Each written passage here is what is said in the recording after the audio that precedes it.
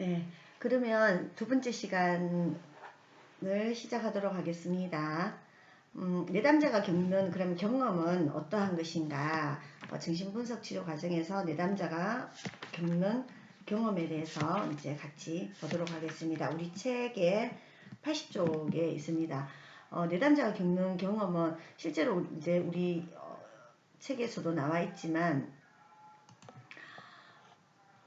정신분석 상담은 상담자 또는 치료자, 상담자 혹은 분석자 중심적인 측면이 강하다라는 겁니다. 내담자의 어떤 힘이라든가 이런 것들보다는 치료자가 계속 이걸 끌어내고 이걸 해석해내고 뭐 이런 것들이 치료자 역할이 굉장히 강하다라는 걸 이제 알 수가 있습니다. 그래서 내담자의 감정이나 내담자는 이런 경험 이런 것들에 대해서 공감하고 격려 이런 것보다는 내담자가 털어놓는 이야기 그리고 털어놓지 않는 이야기 비언어적인 표현이라든가 행동의 패턴 관계의 패턴 그리고 꿈 자유연상 이런 것들에 대해서 해석을 지속적으로 해주는 데에 중점을 두고 있다 이렇게 이제 볼 수 있습니다. 그래서 내담자가 겪는 이런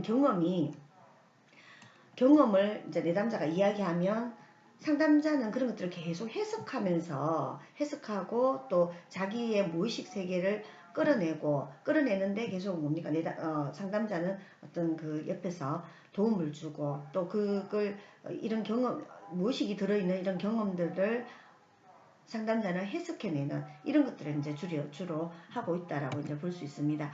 그리고 치료 관계입니다. 치료 관계는 앞에서도 말했다시피 전이가 굉장히 중요하죠. 전이는 무엇인가라고 하면은 전이는 자리나 위치 따위를 다른 곳으로 옮기는 것, 이동하는 것을 우리가 이제 전이라고 말합니다. 그래서 우리 책에 보면 전이에 대해 가지고 좀 자세하게 나와 있습니다. 나와 있는데 80페이지에 한번 볼까요? 예컨대 상담실에서 제일 마지막 줄에 보면요.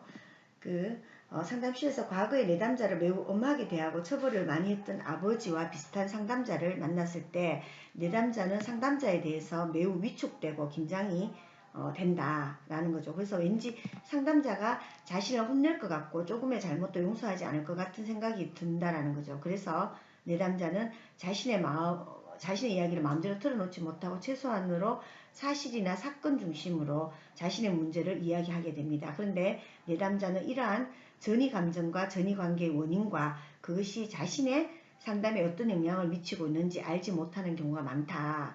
그래서 상담자는 이런 이제 전이 감정과 전이 관계의 근원부터 그리고 그것이 현재의 내담자의 상담에 어떤 영향을 미치고 있는지를 분석해주고 해석해주는 일까지를 해야 된다는 거죠. 그러니까 전이가 보통 이제 일어나는데 우리가 보통 보면 이 정신분석에서는 이렇게 생각하는 거죠. 내담자가 왔어요. 그리고 제가 상담자입니다. 그러면 내담자는 이 상담자에게 전이 감정을 느낀다는 거죠.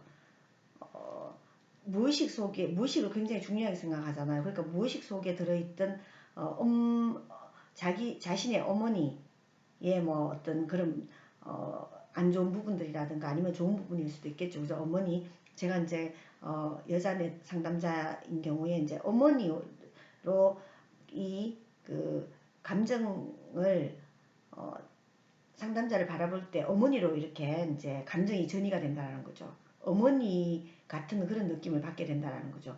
그래서 우리 책에서 이야기하는 것처럼 뭔가 매우 위축되고 엄마랑 비슷한 상담자예요. 제가 비슷한 상담자라고 전이의 감정을 느꼈어요. 내담자가. 근데 실제로는 어때요? 나는 엄마도 아니고 그리고 상담자니까 굉장히 이 내담자를 도와주는 입장이겠죠. 근데 내담자는 어떤 생각을 하고 있느냐. 내담자는 내가 옛날에 겪었던 그 어린 시절의 엄마가 나를 버리고 가는 엄마라든지 아니면 나에게 막 윽박 지르는 그런 엄마로 감정이 그런 감정을 이 상담자에게 가지게 된다는 거죠. 그렇게 되면 상담이 되겠습니까? 안 되겠습니까? 안 되겠죠. 예, 안 되는 그런 상담이 제대로 안 되는 이런 것들을 빨리 상담자는 알아차려야 된다는 거죠. 나에게 전이를 느끼는구나. 전이 감정이 왔구나. 라고 이제 감정이 전이됐구나라는 걸 느끼고 그걸 이제 빨리 풀어나가야 된다라는 이런 이야기입니다. 예. 그 다음에 역전이. 자, 역전이는 뭘까요? 역전이는 전이가 역방향으로 가는 거예요. 치료자가 내담자 쪽으로 흐르는 것을 치료자에서 이런 감정이 내담자 쪽으로 흐르는 것을 말하는 거죠. 그러면은 내담자가 왔을 때 상담자를 보고 옛날에 그냥 아주 나를 엇박지르고 나를 버리고 간 엄마처럼 그렇게 상담자를 생각하면 상담이 안 되겠죠. 그런 것처럼 내가 이제 그 상담자입니다. 근데 내담자랑 이렇게 상담을 하면서 내가 그동안에 뭐 20대의 그 청년이라고 합시다. 내담자가. 근데 20대 청년인데 내가 옛날 알고 있었던 내가 20대 시절에 뭐 알고 있었던 그런 젊은 시절에 나에게 뭐 아주 상처를 줬던 그런 남성으로 전이가 된다거나 이게 이제 역전인 거죠. 그렇게 되면 어떻게 되겠어요? 당연히 상담이 힘들겠죠. 그래서 대체로 이런 역전이는 치료자에 대한 내담자의 전이 감정에 대해서 치료자가 상담자가 내담자에 대해서 특정한 감정을 느끼게 되는 식으로 역전이 감정이 생기게 되고요. 이러한 역전이 감정에 따라서 그 상담자와 내담자 간의 전이 관계가 변하는 역전이 관계가 발생하는 것을 이야기합니다. 그래서 이게 만약에 연애 감정이라든가 이런 것들 표현될 수도 있습니다. 그러면 제가 아까 말씀드린 대로 내가 20대 때 만났던 나에게 상처를 주고 갔던 어떤 남성을 떠올리게 한다. 그리고 그런 감정을 내가 느낀다.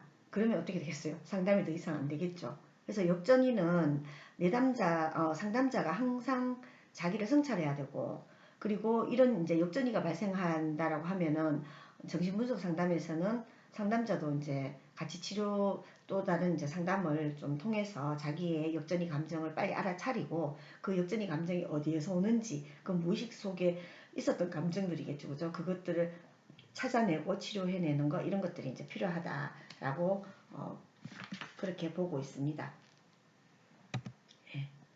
자, 그러면은 주요 기법과 절차입니다.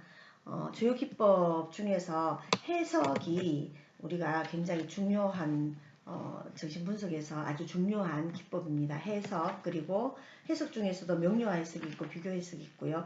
그리고 여러분들 들어봤죠? 자유현상이라고 하는 건 이제 그냥 아주 자연스럽게 떠오르는 걸 이렇게 이야기하게 하는 자유현상. 그리고 또 뭐가 있어요? 꿈의 해석. 예, 꿈을 해석하는 거. 그리고 저항의 해석, 전이 해석, 이런 것들이 이제 중요한 정신분석의 어떤 그 기법이라고 볼 수 있습니다. 그러면은 해석은요, 아주 이제 정신분석 상담에서 주가 되는 상담 기법이거든요. 해석에 해당하는 그는 이제 이렇게 이제 명료화 해석하고 비교 해석이 있어요.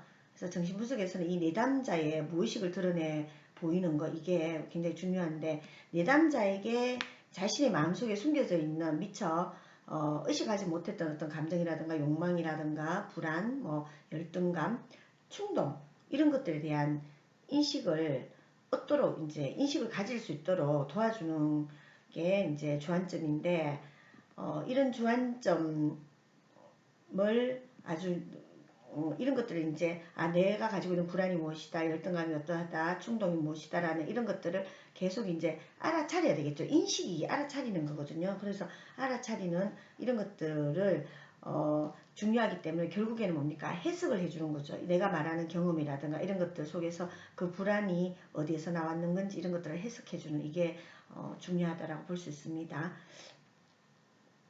그래서 해석에는 기본적인 원칙들이 있습니다. 첫 번째, 해석을 시도하는 시기가 적절해야 됩니다.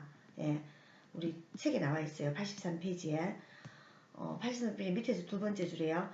해석을 시도하는 시기가 적절해야 됩니다. 그래서 상담 초기에는 해석을 좀 자제하고 상담이 무르익게 되는 상담 중기부터 해석을 본격적으로 이제 하게 됩니다. 그러니까 상담자가 내담자의 경험이라든가 여러 가지 이제 자유현상이나 이런 것들을 통해서 많은 것들을 좀 내담자를 파악하고 난 이후에 해석을 해야 된다라는 거죠. 사실 정신분석 상담은 무의식을 끄집어내는 일이니까 얼마나 힘든 일이겠어요.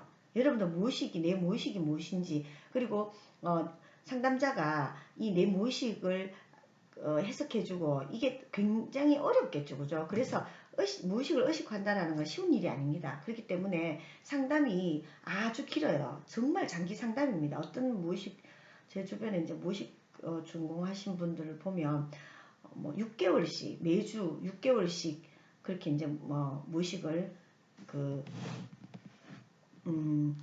이렇게 끄집어내는 이런 상담을 하시거든요. 그렇기 때문에 굉장히 길어요. 그래서 해석도 처음부터 하는 게 아니라 중기부터 뭐 정말로 제대로 된 무의식을 좀 끄집어내고 난 뒤에 그렇게 해석을 한다. 그리고 해석의 깊이에 관한 것인데 내담자의 개인적 특성에 맞추어서 내담자가 소화해낼 수 있을 정도의 깊이까지만 해석을 해야 합니다. 너무 깊게 해석하게 되면 내담자가 또 저항을 할 수 있겠죠. 그래서 상담자하고 신뢰가 무너질 수 있습니다. 그러면 상담이 중간에 깨지겠죠. 그러면 어중간하게 무의식을 꺼내놓고 이걸 제대로 이렇게 감당이 안 돼가지고 오히려 그 내담자가 더 상태가 안 좋아지거나 뭐 이런 경우도 종종 있기 때문에 이제 해석의 깊이에 관해서도 어느 정도 소화해낼 수 있는지 내담자의 상황을 봐가면서 그렇게 이제 하는 것이 필요하다라고요 할 수 있고, 그 다음에 내담자의 행동이나 감정, 태도 등에 대해서 해석할 때 반드시 그 내담자가 보이는 행동, 그리고 감정 표현, 태도 이런 것들이 어떻게 상담 중에 나타나고 있는지를 분명히 인지시켜주고 난 다음에 의미를 해석해 주는 게 필요합니다. 예를 들면은 무서운 얘기를 할 때마다 무의식적으로 오른손으로 입을 막 쓰다듬는 내담자가 있었어요. 근데 그는 초등학교도 들어가기 전에 아주 어릴 적에 형과 함께 이웃집 빵가게의 빵을 몰래 훔쳐 먹은 적이 있었대요. 그래서 그 형이 먼저 시켜서 경찰서에서 형의 잘못을 실토했는데 결국 형은 경찰서에서 조사를 받고 학교에서 처벌을 받았어요. 그 후에 그에게는 자주 입을 쓰다듬는 버릇이 생겼다고 해요. 그래서 이처럼 이렇게 상담자가 내담자의 이러한 행동, 의미를 해석해 줄 때는 반드시 이러한 행동이 어떻게 어떤 상황에서 나타나고 있는지를 먼저 내담자에게 분명히 알려준 다음에 해석을 해줘야 된다. 이렇게 이제 볼 수 있습니다. 그래서 그러니까 무의식적으로 오른손으로 이렇게 입을 쓰다듬는 내담자가 있는데 이런 걸 해석을 해줄 때 왜 이렇게 이런 상황이 어떨 때 이런 상황이 당신은 나타난다라는 걸 먼저 분명하게 알려준 다음에 이걸 해석을 해줘야 된다라는 거죠. 안 그러면 뭡니까? 원래의 사실과는 다른 그 속에 들어있는 다른 뭐 의미하고는 다른 그런 해석을 잘못하면은 상담자가 할 수 있게 되는 거죠. 그렇게 되면 어떻게 되겠어요? 내담자가 사실은 그걸 받아들일 수 없게 되고 그럼 저항을 하게 되고 그렇게 되면 이제 상담자와 신뢰관계가 깨져서 더 이상 상담이 이루어지지 않는 이런 부분이 있다라는 거죠. 그래서 굉장히 이거는 정신분석은 정말 전문가의 어떤 그 도움을 받아서 무의식을 무의식 세계를 이제 들여다보고 그렇게 해야 되는 부분들이 정말 있는 것 같습니다. 그 다음에 이제 해석 중에서요 여러 가지 해석 중에서 명료화 해석이 있습니다. 명료화 해석은 내담자의 생각과 감정을 구체화하고 어떤 주제에 내담자의 관심을 집중시키는 것이 바로 명료화의 해석이라고 볼 수 있고요. 비교 해석은 내담자가 상담 중에 말한 두 가지 이상의 사건 그리고 생각 이런 감정 간의 관계를 대비시켜서 비교하여 해석해 주는 것이 비교 해석입니다. 그리고 또 소망과 방어의 해석이 있는데요. 소망과 방어의 해석은 신경증적인 갈등에서 나타나고 있는 소망의 내용이나 방어 기제를 해석해 주는 게 바로 소망과 방어의 해석이다 라고 이렇게 볼 수 있어요. 명료화, 그러면 먼저 이제 명료화 해석부터 한번 우리 책에 한번 볼까요? 보면 84페이지에 명료화 해석의 예가 있어요. 부부관계를 상담을 받으러 온 어떤 부인이 심한 피로감이라든가 식욕감퇴 막 이런 것들을 신체적인 불편감을 호소를 했어요. 이제 어떤 뭔가 있긴 한데 이게 신체화로 이제 나타나게 된 거죠. 그래서 이 부인이 남편과 관계에서 여러 가지 문제들을 막 언급을 했어요. 그래서 부부랑 같이 이제 어떤 공부를 하고 있는데 부부간에 약간 이제 경쟁적이었대요. 그리고 이제 부인이 조금 더 다소 우수한 편이었는데 이 부인이 최근에 이제 남편이 보호받고 통제받고 보살핌을 받아야 하는 어린 애와 같은 상황에 있다라는 것을 알게 됐대요. 남편이 이제 보통 부인이 의존적인데 이 남편이 이제 굉장히 의존적인 거죠. 그래서 부인이 말한 그 피로감과 식욕 감퇴가 이렇게 이제 신체적 증상으로 이렇게 나타나는 이런 것들이 알고 보니까 남편을 떼놓고 나니까 자기한테 이런 신체화 증상이 나타나게 된 거죠. 그리고 이제 이 부인은 그렇게 이제 남편을 떼놓고 여행을 갔는데 그때 자기가 좀 배신자 같다라는 느낌이 들었대요. 그리고 그래서 상담자는 부인의 증상과 결혼 생활에 대해서 어떤 연관성이 있다라는 것을 명료화하고 이 점에 초점을 맞추고자 했다라는 거죠. 그래서 이런 게 이제 명료화 해석입니다. 뭐 때문에 당신이 지금 아프다, 신체화 증상이 왜 나타났다, 이렇게 지금 식욕 감퇴가 오고 또 피로감이 그렇게 급격하게 왔는지에 대해 가지고 명확하게 이것 때문이다라고 해석을 해준 거죠. 한번 볼까요? 상담자가 이렇게 말했어요. 남편이 바라는 것을 좌절시킨 데 대해서 죄책감을 느낀다는 말씀입니까? 네, 맞아요. 실제로 남편이 별로 문제를 일으키진 않았지만 매우 마음이 아파 보였어요. 그래서 이제 명료해 줍니다. 아마 부인께서 느낀 그 피로가 이거하고 관련이 있을 수 있겠군요라고 이제 해석을 해주는 거죠. 이 사람 당신이 왜 그렇게 이렇게 여러 가지 피로감이 오고 이런가, 이거는 바로 당신이 요런 점들 때문에 남편이 바라는 것을 좌절시킨 거에 대한 죄책감 이런 것들 때문에 피로감이 온다, 이렇게 이제 해석을 해주는데 거기에 대한 피로에 대한 것들을 명료하게 해줬기 때문에 명료한 해석에 대한 예다라고 그렇게 볼 수 있고요. 그 다음에 비교 해석인데요. 비교 해석은 85페이지 그 예가 나옵니다. 어떤 내담자가 있었는데요. 이 내담자는 아버지에 대한 적개심이 굉장히 많았대요. 그래서 아버지 성격 중에서 반발심이 느껴지는 내용을 적어오라고 이렇게 이야기를 했어요. 그래서 확인을 해본 그 내용을 이제 확인을 했고, 그런데 이번 상담에서 내담자는 아버지에 대해서 언급하지 않고 막 자기 내용 자신의 막 이야기를 하는 거죠. 그래서 뭐 그 내용이 옛날에 사실 아버지의 마음에 안 드는 점을 옛날에 막 이렇게 이야기를 했는 거예요. 그 아버지의 마음에 안 드는 점과 본인이 하고 있는 것, 이걸 아버지 마음에 안 드는 점을 상담 시간에 와서 이야기하기를, 아버지의 이 마음에 안 드는 점을 그대로 자기가 했던 걸 이야기를 하게 된 거죠. 그래서 이제 상담자가 비교 해석을 해준 거예요. 어떻게 해요? 보기에 따라서 당신의 그런 행동이 당신 아버지의 행동과 비슷하지 않을까요? 이렇게 해요. 어떻게 그렇죠? 이렇게 이제 해석을 해주는 거죠. 당신은 아버지가 마치 유명 인사라도 된 듯이 행동하는 것이 꼴보기 싫다고 말한 적이 있어요. 그런데 지금 당신 자신도 때때로 자신이 유명 인사처럼 행동하는 것을 즐긴다고 그렇게 이야기하고 있다. 그래서 당신이 하는 행동이 아버지가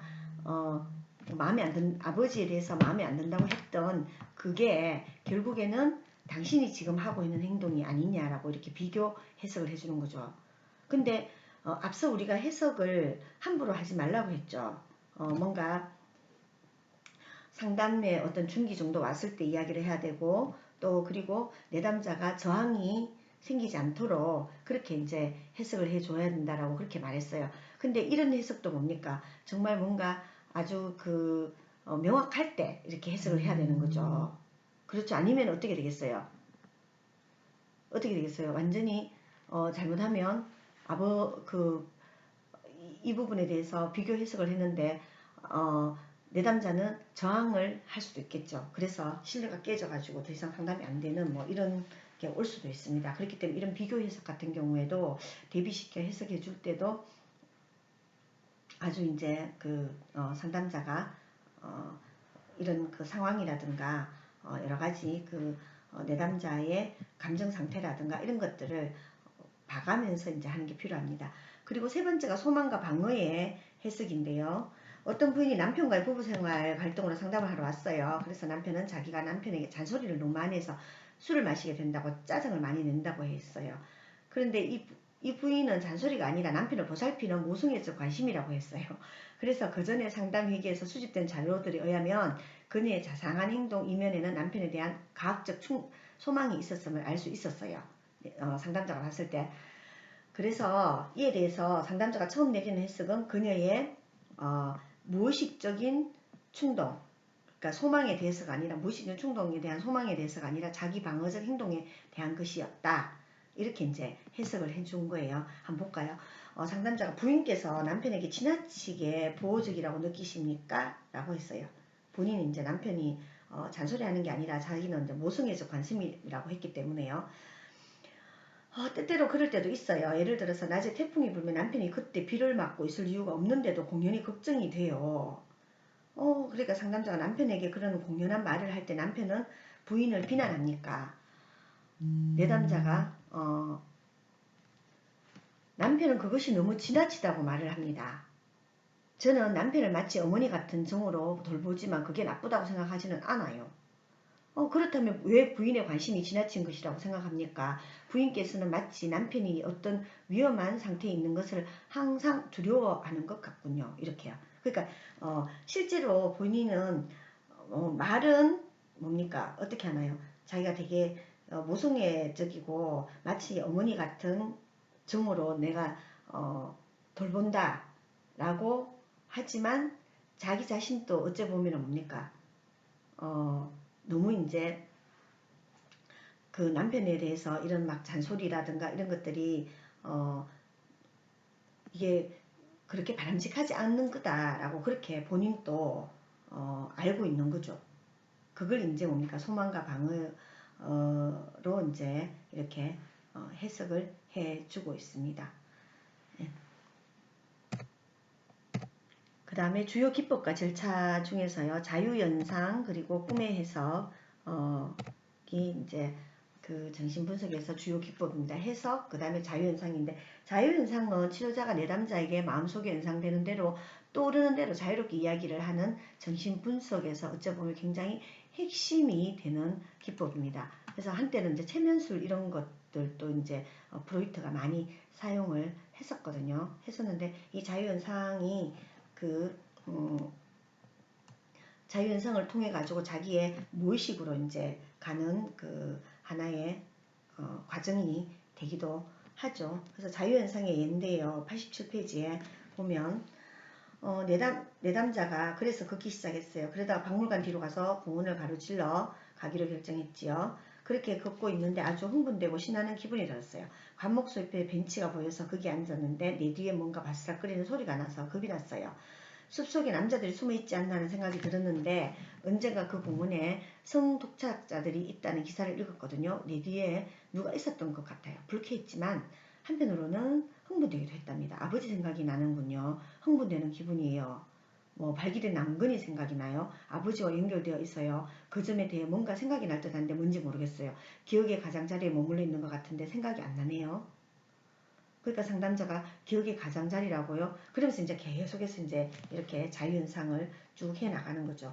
그리고 이제 이 내담자의 자유현상이 어떻게 되냐면요. 나중에는 그야말로 쭉 이제 그렇게 기억의 가장자리라고요. 또 이제 어렸을 때 아버지와 함께 잠을 잤어요. 재미있는 느낌이 드네요. 피부가 콕콕 쑤시는 같은 재미있는 느낌이 들어요. 이상한 기분인데요.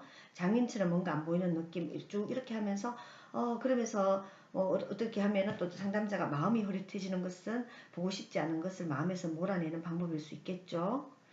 그래서 이제 어떤 저항으로 해석을 하는 거죠. 그리고 내담자는 금방 생각이 났는데요. 아버지는 옷을 벗고 있는 상태에서 돌아가셨어요. 그러면서 이제 자유현상 계속 하면서 이 사람의 무의식 세계로 들어가는 거죠.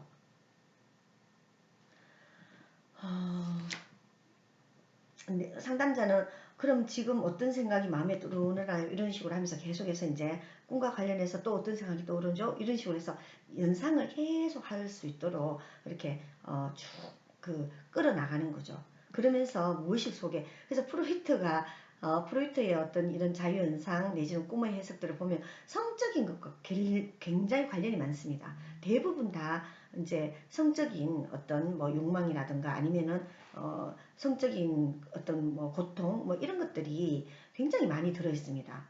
그래서 이제 프로이트의 어떤 성장 배경을 보지 않을 수가 없는데요. 프로이트의 성장 배경 자체가 어땠냐면 아버지가 어머니 아주 이제 나이 차이가 20살이 넘게 나는 어머니와 이제 재혼을 하게 됐거든요. 그러면서